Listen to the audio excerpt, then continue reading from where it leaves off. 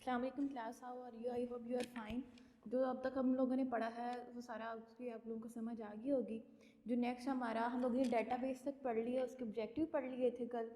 आज हम लोगों ने देखना है कि डेटाबेस मॉडल हमारे क्या होते हैं। मॉडल मॉडल क्या था, आप लोग देखते हो किसी भी चीज़ को, मतलब जब भी बनाया जाता है पहले उसका मॉडल बनाया जाता है ताकि वहाँ से हमें उसकी समझ आ जाए, चीज़ों की समझ आ जाए। ठीक है, इसी तरह जो हम लोगों ने देखने हैं मॉडल होता कैसे, रूल्स होते हैं या आप कह लो कि स्टैंडर्ड्स होते हैं। किसी चीज़ जब बनती है तो उसके रूल्स या उसके स्टैंडर्ड डिफाइन कर दिए जाते हैं, वो हमारे क्या हो जाएगा, model. A set of rules and standard that define how the database organize data is called database model. Means that कि हम लोगों ने देखना है, हम लोग रूल्स और वो स्ट्रक्चर्स को, स्टैंडर्ड्स को देखना है जिसको देखते हुए हम अपनी डेटाबेस को डिज़ाइन करते हैं, कौन सा स्ट्रक्चर अप्लाई करते हैं, वो हमारा क्या होगा, database model. It also defines how user view the organization of data. बस उसमें हम लोग ये भी देखते हैं कि हमारा डाटा कैसे किस वे में हम लोगों ने ऑर्गेनाइज किया हुआ है। अब क्या है डेटाबेस मॉडल, क्या हमारे पास सेट ऑफ रूल या स्टैंडर्ड है जिसको देखते हुए हमें अपनी डेटाबेस को ऑर्गेनाइज करना है। को हमने देख रहे हैं कि कौन सा मॉडल है जो हमारी डेटाबेस के लिए, हम लोगों ने जो डेटाबेस बनानी है उसके लिए सूटेबल है, या हम अपनी ऑर्गेनाइजेशन को देखते हुए, मतलब जिसके लिए आप लोग डेटाबेस बना रहे हो, कौन सा आपको लगेगा कि ये सूटेबल है, ये आप इजीली उसे बना सकते हो, वो आप लोग क्या है मॉडल अप्लाई कर लेते हो।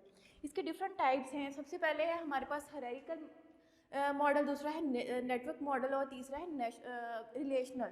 जो आप लोगों ने जो ज़्यादा यूज़ करते हो वो आप लोगों का रिलेशनल डेटाबेस ही होती है। आप लोगों को नेक्स्ट जो 6 चैप्टर है उसमें आप लोगों ने जो है ना रिलेशनल डेटाबेस के बारे में ही पढ़ना है। ठीक है, इसमें टेबल जो रिलेशनल होती है ना, इसमें हम लोग टेबल बनाते हैं, वो हमारे लिए ईजी होता है, उसे लेके चलना हमारे लिए ईजी होता है। इसलिए हम लोग क्या है कि रिलेशनल डेटाबेस को ज़्यादा यूज़ किया जाता है। बाकी भी आप लोगों ने, जाहिर सी बात, आप लोग बुक में है तो वो तो आप लोगों ने पढ़ने ही पढ़ने हैं। ये आप लोगों का इंपॉर्टेंट क्वेश्चन है ये वाला। ठीक है, उसके बाद हम लोग इसको बारी बारी देख लेते हैं। हमारे पास जो है ना हायरार्किकल हायरार्किकल मॉडल कैसा होता है।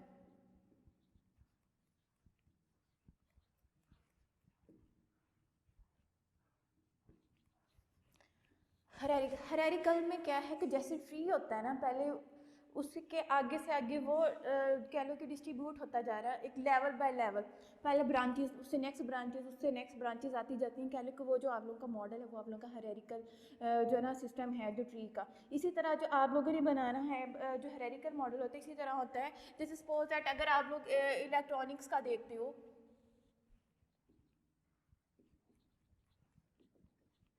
अब इलेक्ट्रॉनिक्स में कितनी सारी चीज़ें आ जाती है, आपको टीवी, आपके एसी, हर वो चीज़ जो इलेक्ट्रॉनिक्स से रेलिवेंट है, आप लोग वो क्या है कि आप लोग वो ले लेते हो। जैसे सपोज दैट हम लोग कह लें कि हमारा टीवी, या आप लोग कह लें कि मोबाइल फ़ोन, मतलब डिफरेंट आप लोग ले लेते हो ना। अब नेक्स्ट जो मोबाइल है आप इसको नेक्स्ट कन्वर्ट कर देते हो किस में, क्यू मोबाइल आ गया, सैमसंग आ गया, वीवो आ गया। ठीक है, डिफरेंट आप लोग ना इसको नेक्स्ट आगे से आगे कैटेगराइज, इसको जैसे जैसे फर्दर आप करते जाओगे इसको और आगे से आगे कैटेगराइज करते जाओगे। ठीक है, ये आप लोगों का कौन सा सिस्टम है, हायरार्किकल सिस्टम है। इसमें ये वाली जो सबसे ऊपर वाली नोड होती है ना, इसे पेरेंट भी बोलते हैं। इसको जो ये जो आपकी एंटिटी है इसे एंटिटी भी बोलते हैं, और ये आप लोग की क्या है, नोड भी कहलाती है। ये आप लोग का सबसे जो मेन होती है, जिससे आगे आप डिस्क्राइब करते जा रहे हो, लेवल को डिफाइन करते जा रहे हो, वो आप लोग की क्या होती है, पेरेंट नोड होती है। ठीक है, उसके बाद ये इसके क्या है, चाइल्ड। अब ये देखो इसके आगे दोबारा हम लोगों ने इसे जो है ना आगे उसे डिस्क्राइब कर दिया है, उसे आगे आप लोगों ने डिवाइड कर दिया है। ये जो है ना, अब ये इसके चाइल्ड आगे, ये इसका इन चाइल्ड के क्या है, पैरेंट नोड। ये इसकी पैरेंट नोड और इसकी पैरेंट नोड कौन सी है, ये। इस तरह आगे से आगे ये क्या है ना वो होता जाता है। आपसे ये the hierarchical arranges recording in hierarchical like organizational chart. इसकी शेप कैसी होती है, इसे ऑर्गेनाइजेशनल चार्ट। आपसे एमसीक्यूज पूछ लेते हैं कि ऑर्गेनाइजेशनल चार्ट से रेलिवेंट जो मॉडल है वो कौन सा है, तो आप लोगों ने जो है ना उसके एमसीक्यूज में वो हायरार्किकल मॉडल को फिर आप लोग आपको उस तरह के वो जो ना दिए होंगे एमसीक्यूज, तो आप लोगों ने फिर इसे जो है ना हायरार्किकल मॉडल पे वो आप लोगों ने एमसीक्यूज का निशान लगा देना। ठीक है, उसके बाद क्या है कि इसमें जो हर जो रिकॉर्ड, हर जो वो जो एलिमेंट आप ले रहे हो वो आप लोग की क्या है, नोड कहलाती है। और इसको आगे जो सबसे मेन जो होती है, जो हायर लेवल जो होता है, सबसे हायर लेवल वो आप लोग के क्या है, पेरेंट नोड। उसके बाद आगे नेक्स्ट उसके सबसे जो लोअर नोड है वो आप लोग के क्या कहलाते हैं, चाइल्ड नोड, ठीक है। उसके बाद this kind of structure is often called inverted tree. इसको कौन कौन सा बोलते हैं हम लोग, इन्वर्टेड ट्री। आपसे हायरार्किकल मॉडल पे पूछ सकते हैं या आप लोग किसे कहते थे व्हाट इज इन्वर्टेड ट्री, ठीक है। आप लोग फिर इसके बारे में हायरार्किकल मॉडल के बारे में वो लिख देना और उसकी आप लोग ये डायग्राम बना देना, ठीक है। उसके बाद है नेक्स्ट आ जाता है हमारे पास नेटवर्क मॉडल। इसके हर चीज़ के कुछ ना कुछ फ़ायदे होते हैं, कुछ ना कुछ नुकसान भी होते हैं। इसमें ये होते हैं, इसके फ़ायदे तो ये है कि हम इजीली इसको बना सकते हैं, लेकिन अगर हमें कहीं कोई चीज़ ऐड करनी है, इसका नुकसान क्या है इस मॉडल का, कि अगर हम लोगों ने कोई चीज़ ऐड करनी है तो सारे का सारा स्ट्रक्चर हमारा जो है ना वो हिल जाता है, वो उसे जो है ना संभालना मुश्किल। जैसे हम लोग ने ऐड करनी है, कैसे करेंगे, सारे का सारा जो मॉडल है ना हमारा वो ख़राब हो जाएगा। तो इसलिए ना इसके जो नुकसान हैं, इसके बाद हमारा जो मॉडल है वो हमारा नेटवर्क मॉडल आया है। इस डिसएडवांटेज को ख़त्म करने के लिए जो नेक्स्ट हमारा है वो कौन सा है, नेटवर्क मॉडल। वो जो नेटवर्क मॉडल होता है वो होता है तो इसी तरह के, लेकिन उसमें क्या है कि हर जो नोड है वो डिफरेंट जो है ना वे में वो काम करती है। उसकी डायग्राम भी हम लोग देख लेते हैं।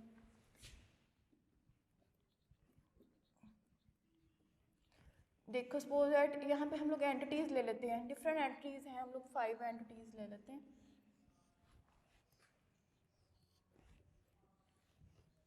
E1 इसको हम लोग E1 E2 दे देते हैं, ऐसे E3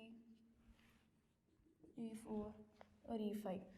ये देखो अब ये इसको हम जैसे मर्जी चाहे इसका ना लिंक क्रिएट कर सकते हैं। कह लो कि इसका इसके साथ भी, इसका इसके साथ, मतलब हर तरह से आप लोग ना उसका लिंक क्रिएट करा सकते हो। इसमें नई नोड को ऐड करना भी इजी होता है और किसी को डिलीट करना है वो भी इजी होता है। इसमें हम लोग डिफरेंट रिलेशनशिप बनाते हैं। जो पहले हम लोगों ने हायरार्किकल मॉडल पढ़ा था, उसमें सिर्फ 1 to many का रिलेशनशिप था, लेकिन इसमें आप 1 to 1, 1 to many, many to many जो रिलेशनशिप, हर तरह का रिलेशनशिप आप लोग बना सकते हो, ठीक है। इसमें जो है ना नई चाइल्ड नोड को ऐड करना, उन्हें डिलीट करना, अगर हम लोग कोई और नहीं ऐड करना चाहते तो हम यहाँ पे ऐड कर सकते हैं। और उसका किसी ना किसी के साथ हम लोग क्या है, जिसने डाटा शेयर जिसके साथ करना है उसके साथ हम लोग क्या है अपना जो है ना उस टेबल के साथ उसका लिंक क्रिएट कर देते हैं। लेकिन ये है कि थोड़ा ये कॉम्प्लेक्स होता जाता है। हायरार्किकल मॉडल वो जो है इतना कॉम्प्लेक्स नहीं होता है, ईजी टू डिस्क्राइब होता है, वो हम लोग उसी ईजिली आप लोग बना सकते हो। लेकिन ये जितना हम लोग इसमें एंटिटीज ऐड करते जाते हैं उतनी हमारा जो है ना ये नेटवर्क उतना ही कॉम्प्लेक्स होता जाता है। कि मैं आपको पहले बताया जो चीज़ हमें फ़ायदेमंद होती है उसके कुछ ना कुछ नुकसान भी होते हैं, लेकिन ये है कि फ्लेक्सिबल होता है। इसमें फ्लेक्सिबिलिटी आप लोग देखते हो ना, आप जहाँ मर्जी नई नोड को ऐड करा सकते हो, जहाँ पे नई नोड को ऐड आपकी मर्जी है और किसको डिलीट करना है। अगर कोई आप लोग नोड डिलीट करते, अगर मैं नोड डिलीट करते थे इसका बाकी स्ट्रक्चर के ऊपर कोई अफेक्ट नहीं पड़ेगा, ठीक है। ये हमारा हो गया नेटवर्क मॉडल, ठीक है।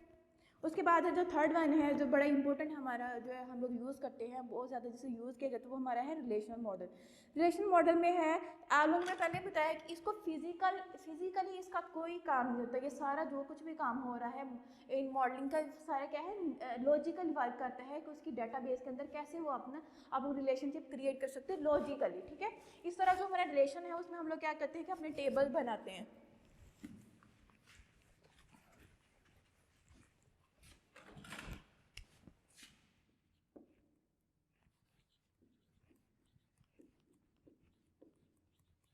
इसमें हम लोग टेबल्स की फॉर्म में अपने डाटा को ऑर्गेनाइज करते हैं, ठीक है।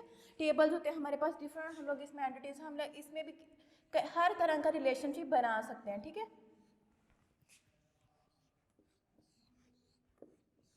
नेक्स्ट हम लोगों ने बारी बारी इनको हर चैप्टर में आप लोग पढ़ोगे, आप लोगों को तब समझ आ जाएगी कि कैसे इनकी रिलेशनशिप बना रहे हैं हम लोग।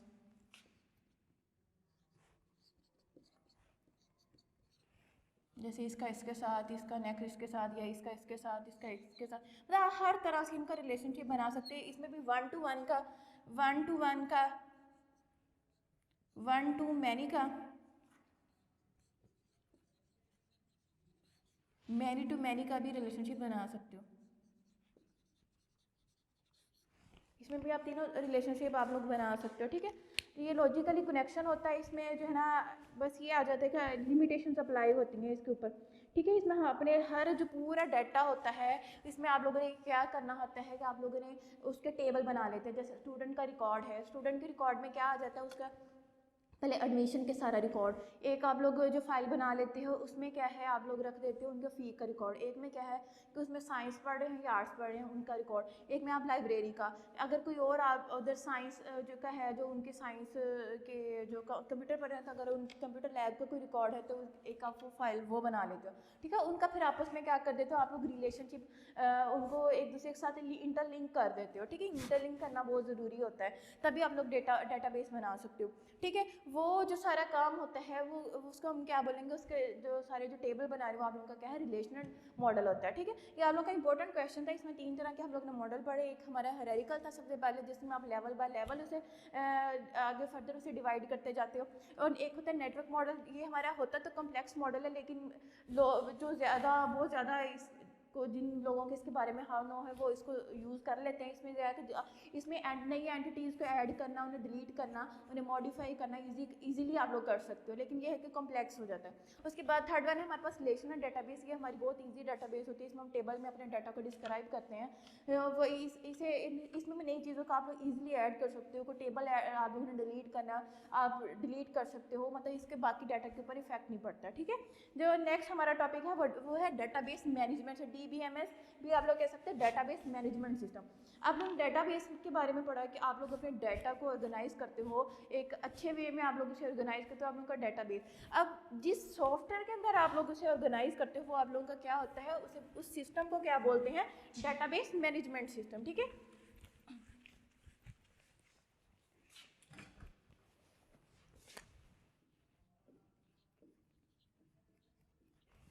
ठीक है, वो सॉफ्टवेयर जिसके अंदर आप लोगों ने अपने डाटा को ऑर्गेनाइज करना है, अपनी डेटाबेस बनानी है, अपनी डेटाबेस को मेंटेन करना, एडिट करना, मॉडिफाई करना, सारा वो उस स्ट्रक्चर को हम लोग क्या बोलेंगे, डेटाबेस मैनेजमेंट सिस्टम, ठीक है। वो ये हमें सॉफ्टवेयर आप लोग इसके अंदर अपनी बुक के अंदर आप लोगों ने MS Access को पढ़ना है, जो जिसके अंदर आप लोगों ने डेटाबेस बनानी है, और जो MS Access है वो आप लोगों का डेटाबेस मैनेजमेंट सिस्टम है, जो आप लोगों को फैसिलिटी देता है कि जिसके अंदर आप लोग अपनी जाके डेटाबेस क्रिएट कर सकते हो, अपने डाटा को ऑर्गेनाइज कर सकते हो, ठीक है। नेक्स्ट इसके आ जाते हैं ऑब्जेक्टिव्स। ऑब्जेक्टिव्स और डेटाबेस, इसके डिफरेंट ऑब्जेक्टिव्स हैं, जो मतलब ये भी आप लोगों का इंपॉर्टेंट क्वेश्चन है शॉर्ट क्वेश्चन के हवाले से,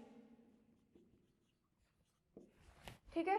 इसमें आप लोगों ने क्या है कि आप लोगों ने वो उसके ऑब्जेक्टिव्स बताने हैं। पहले आप लोगों ने डाटाबेस के ऑब्जेक्टिव बताए, अब आप लोगों ने बताने हैं डेटाबेस मैनेजमेंट सिस्टम के कि वो कौन कौन से जो है ना इसके फ़ायदे हैं।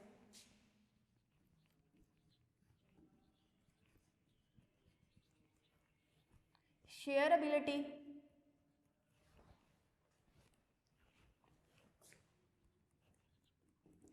अब शेयरबिलिटी क्या है, शेयरबिलिटी वो है जिसमें आप लोग अपने डाटा को इजीली शेयर कर सकते हो। जैसे आप लोग ये लेक्चर देख रहे हो, उसके बाद आप लोगों को वो शेयर कर दिया जाएगा ये लेक्चर, ठीक है। वो आप इजीली उसे, आप लोगों को अलग से किसी सॉफ्टवेयर की ज़रूरत नहीं है, अलग से किसी चीज़ की ज़रूरत नहीं है, नए हार्डवेयर की ज़रूरत नहीं है। आप लोग ईजिली अपने डाटा जो है ना, व्हाट्सएप भी आप लोगों ने अगर इंस्टॉल है तो उसी के ऊपर आप लोग जो है ना इसको देख सकते हो, ठीक है। ये आप लोगों का क्या है, इसे ईजिली अपने डाटा को आप लोग शेयर करें, अपनी वीडियोज़ को, अपनी पिक्चर्स या अपनी डाटा को शेयर करना, वो उसे क्या बोलते हैं, शेयरबिलिटी। वो सॉफ्टवेयर है जो आप लोगों को जो डेटाबेस मैनेजमेंट सिस्टम है, वो MS Access कह लो कि वो आप लोगों की फैसिलिटी देता है कि इजीली आप लोग इसके अंदर जो भी आप लोगों ने डेटाबेस बनाई है अपने डाटा को इजीली आप लोग शेयर कर सकते हो, ठीक है। अवेलेबिलिटी नेक्स्ट जो है इसका हमारा ऑब्जेक्टिव क्या है, अवेलेबिलिटी। अवेलेबिलिटी में क्या होता है कि आप लोग ये नहीं है कि आप लोगों को जो लेक्चर है जब आप लोगों को दे दिया जाएगा आप उसे किसी भी वक्त सुन सकते हो, ठीक है। ये नहीं कि आप लोगों को एक वो लिमिटेशन लगा दी जाए कि इतने से इतने बजे तक आप लोग ये लेक्चर ले सकते हो, उसके बाद जो है ना आप लोग का लेक्चर वो ऑन ही नहीं होगा, ठीक है। ये जो सारा काम है वो सिर्फ इसे बोलते हैं हम अवेलेबिलिटी की, मतलब इसमें ये होता है कि जब आप लोगों को डाटाबेस शेयर कर दी जाती है या आप लोगों को डाटाबेस को आप किसी भी वक्त आप लोग उसे ओपन कर सकते हो, उसके अंदर नई चेंजिंग कर सकते हो, डाटा ऐड कर सकते हो, उसे मॉडिफाई कर सकते हो, उसे एडिट कर सकते हो, ठीक है। ये होती है अवेलेबिलिटी। नेक्स्ट हमारे पास है अवेलेबिलिटी, ठीक है। इसमें हमारे पास क्या होता है कि हमें ये फैसिलिटी देता है कि आप लोगों ने एक डेटाबेस बना ली है, आप लोगों ने पहले बना ली 1000 स्टूडेंट की। अब जो आप लोगों ने स्टूडेंट जो आप लोगों के पास है वो सिर्फ 500 थे, आपने 500 का डाटा जो उनका उसके अंदर ऐड कर दिया। अब जो बाकी का 500 है आप लोगों की वो ज़ाया जा रही, मेमोरी ज़ाया जा रही है, तो आप उसे रिमूव कर सकते हो। बाकी जो खाली जो आप लोगों की थी वो रोज़ थी वो आप उन्हें क्या है डिलीट कर सकते हो, ईजिली आप उसे डिलीट। इसमें ये फैसिलिटी होती है कि फ्लेक्सिबल होता है, डाटाबेस मैनेजमेंट सिस्टम का फ्लेक्सिबल होता है। आप इसमें जब चाहे नया डाटा आप इसमें अगर ऐड करना चाहते हैं, जैसे 1000 स्टूडेंट का बनाया था, अगर 1100 स्टूडेंट हो गया तो आप नई रो को ऐड करके नया रिकॉर्ड इसके अंदर ऐड कर सकते हो। ठीक है, इसमें ये इसे बोलते हैं अवॉल्व अबिलिटी। ठीक है, आप इसमें फ्लेक्सिबल होता है, इसे श्रिंक भी कर सकते हो और इसे एक्सपैंड भी कर सकते हो। ठीक है,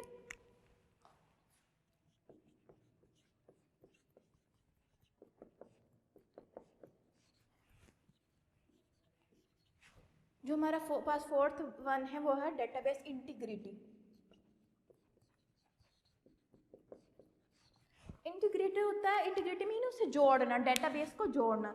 आप लोग अपनी जो डेटाबेस बना रहे हो उसे आप लोग क्या है कि ये ज़रूरी नहीं है आप लोगों की फाइल सारी जितनी भी उस डेटाबेस से रेलिवेंट हैं वो एक ही जगह पे पड़ी हुई हैं। आप हो सकते हो डिफरेंट डिफरेंट फोल्डर में पड़ी हुई, लेकिन आप लोग क्या करते हो उनके दरमियान लिंक क्रिएट करा देते हो। ठीक है, उसे जोड़ देते हो, लिंक के थ्रू आप लोग क्या कर देते हो जोड़ देते हो, तो उसे क्या बोल देंगे हम लोग इंटीग्रेटिंग। आप लोगों ने ज़रूरी नहीं है कि आप लोगों ने एक ही फोल्डर के अंदर अपने सारा जो डाटा है डाटाबेस से रेलिवेंट उधर ही रखा हुआ है। आप हो सकते हैं कि आपके पास डिफरेंट डिफरेंट फोल्डर के अंदर हो, तो आप लोग उसे लिंक के थ्रू आप लोग क्या करते हैं जोड़ देते हो, उसे क्या बोलते हैं डाटाबेस इंटीग्रेटेड। ठीक है, जो नेक्स्ट हमारे पास ये इसके ऑब्जेक्टिव थे 4 आप लोगों ने जो देखे हैं। उसके बाद नेक्स्ट जो हमारे पास टॉपिक आ गया वो डाटाबेस, जो आप लोगों ने उसके फीचर्स देखने हैं कि हमारे पास फीचर्स ये इसमें हमारे डिसएडवांटेज जो आप लोग नेक्स्ट पढ़ोगे एडवांटेजेस और डिसएडवांटेजेस वही आप लोग के फीचर्स आ जाते हैं। जो उसकी जो डिसएडवांटेज में चीज़ जो आप लोगों को वो चीज़ नहीं प्रोवाइड करो वो आप लोगों को डिसएडवांटेज होगा, जो चीज़ प्रोवाइड करवा लोगों के क्या है एडवांटेजेस हो जाएंगे। ठीक है,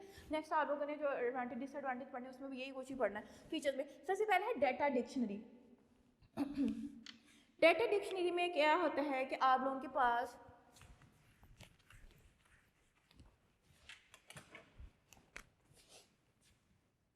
फीचर्स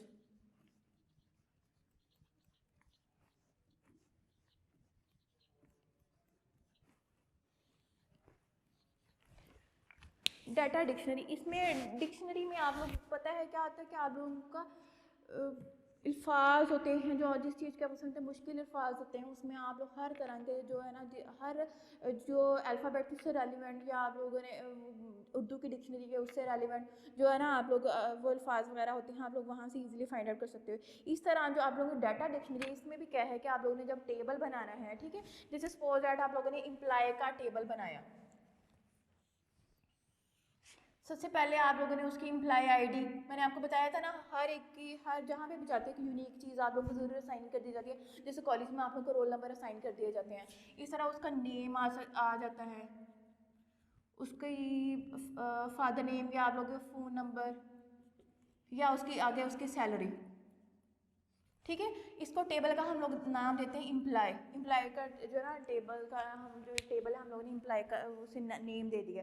अब आप लोगों ने जो इसकी डाटा टाइप है ना वो उसके अकॉर्डिंग रखनी है। जैसे आईडी है, आईडी आप लोग नंबर में देते हो, तो आईडी जो है ना इसकी डाटा टाइप आप लोग नंबर रख सकते हो। नेम किस में होते हैं, अल्फ़ाबेट में होते हैं। फ़ोन नंबर किस में होता है, आप लोगों का नंबर में। सैलरी किस में होगी, ये भी आप लोगों के नंबर में या कह लो कि डिजिट्स में या नंबर में। ठीक है, आप लोगों ने उसकी डाटा टाइप पहले सेट कर दी। जैसे ही आप लोग अगर ये नंबर में अगर आप लोगों ने डाटा टाइप सेट कर दी, जैसे मैं इधर अल्फ़ाबेट इंटर करना चाहूँगी तो वो इंटर नहीं करेगा क्योंकि उसकी डाटा टाइप आप लोगों ने कौन सी सेट की हुई है, नंबर में। ठीक है, ये आप लोग पहले ही इसके अंदर ये हमें ये फैसिलिटी देता है कि जो आप लोग डाटा टाइप सेट कर देते हो पहले सेट कर देते हो, उसके अकॉर्डिंग आप लोग इसके अंदर डाटा इंटर कर सकते हो। ठीक है, नेक्स्ट हमारे पास आ जाता है यूटिलिटीज़।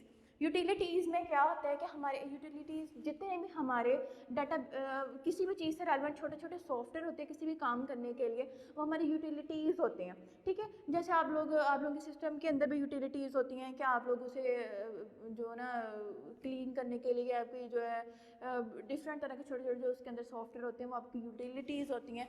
तो डिस्क क्लीन आप जैसे आप लोग कह लो इस तरह जो आप लोग डेटाबेस को मैनेज करने के लिए, जो आप लोगों को छोटे छोटे उस रिकॉर्ड को मेंटेन करने के लिए, उसको सेव करने के लिए जो छोटे छोटे सॉफ्टवेयर चाहिए, वो आप लोगों के कौन से क्या कहलाते हैं, यूटिलिटीज़। ठीक है।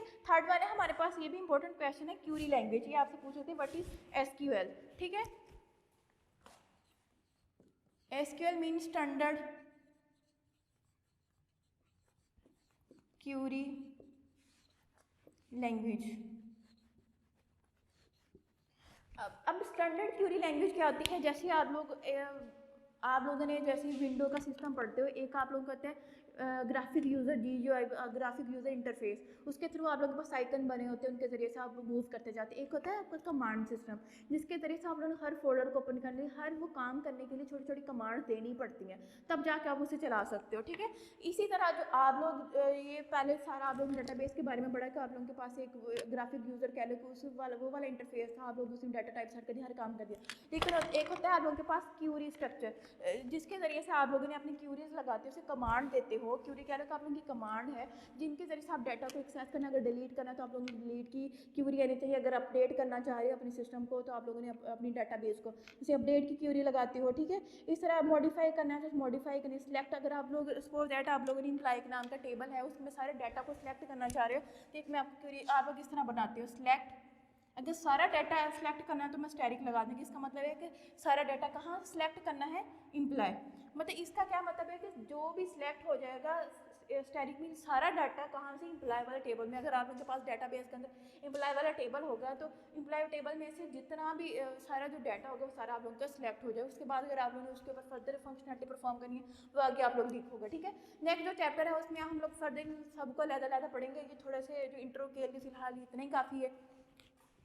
नेक्स्ट हमारे पास है रिपोर्ट जनरेटर। इसके बारे में भी आप लोगों ने ना नेक्स्ट लोग चैप्टर में पढ़ोगे, लेकिन थोड़ा सा इसको देख लेते हैं। रिपोर्ट होता है किसी भी चीज़ की समरी बनाना, मतलब जो जो चीज़ आप लोगों ने जो इसके अंदर डाटाबेस बनाने के लिए जो जो फंक्शनलिटी परफॉर्म की है वो सारे आप लोग रिपोर्ट में मेंशन करते जाते हो। ठीक है। ये कैसे बनानी है, क्यों बनानी है, क्या करना है, ये सारा आप लोगों ने नेक्स्ट इसको फर्दर पढ़ोगे। इसमें क्या क्या चीज़ें आ जाती हैं, इसमें पेज नंबर देना होता है, डेट टाइटल आ जाता है, कॉलम हेडिंग, ये सारी चीज़ें इसमें आप लोग ना अगर आप लोगों को जैसे आप लोग को मोबाइल फ़ोन ही खरीदते हो तो उसके अंदर एक कह लो कि एक बुक होती है जिसके अंदर हर चीज़ बताई हुई होती है कि कैसे किसी नई चीज़ को ऐड करना, डिलीट करना, कोई पिक्चर्स को कैसे क्लिक करना, उसकी मोबाइल फ़ोन की पूरी फंक्शनैलिटी के बारे में बताया जाता है। इस तरह जब भी आप लोग डाटाबेस बनानी है, साथ आप लोगों ने रिपोर्ट बनानी है, ताकि बताना है कि जो उसे यूज़ करे उसे पता हो कि कैसे आप इस डाटाबेस को यूज़ करना है, क्योंकि वो तो प्रोग्रामर नहीं होगा ना, प्रोग्रामर तो आप जिन्होंने इसे बना के देना है। फिफ्थ पे आ जाता है आप लोगों के पास एक्सेस सिक्योरिटी। इसमें ये आ जाता है कि आप सिक्योरिटी लगा देते हो कि अगर आप लोगों के जो ऑर्गेनाइजेशन के लोग हैं, अगर उन्हें अलाउ करना चाहते हो तो आप लोग उनको जस्ट बताओगे कि ये इन लोगों को हम लोग अलाउ करेंगे अपने डाटाबेस को, वो सिर्फ वही लोग हमारी एक्सेस कर सकते हैं। इसमें हम सिक्योरिटी लगा देते हैं कि हमारा, अगर आप लोग ऑल के लिए कर दोगे तो हर बंदा ही आप लोगों की डाटाबेस को यूज़ कर सकता है, उसके अंदर आके चेंजिंग करके चला जाए, जो मर्जी कर जाए, फिर वो उसके ज़िम्मेदार आप हो गए। इस तरह अगर आप लोग चाहते हो कि सिर्फ आपकी ही ऑर्गेनाइजेशन के लोग उसे यूज़ करें तो आप लोग उसके अंदर इजीली उसे सिक्योर कर सकते हो। ठीक है। ये डाटाबेस मैनेजमेंट सिस्टम ये भी फैसिलिटी देता है कि हम अनऑथोराइज लोगों से उसे अपने डाटा को बचा लें, हम लोग उन्हीं अलाउ करें जिन्हें हमें पता है, उन्हीं ट्रस्ट वर्थी लोगों पे, मतलब जो हम जिनका हमें पता है कि वो इनको अपने आपके डाटा को डिस्ट्रॉय नहीं करेंगे। ठीक है। तो 6 पे आ जाता है बैकअप एंड रिकवरी। ये आप लोगों को पता है बैकअप एंड रिकवरी।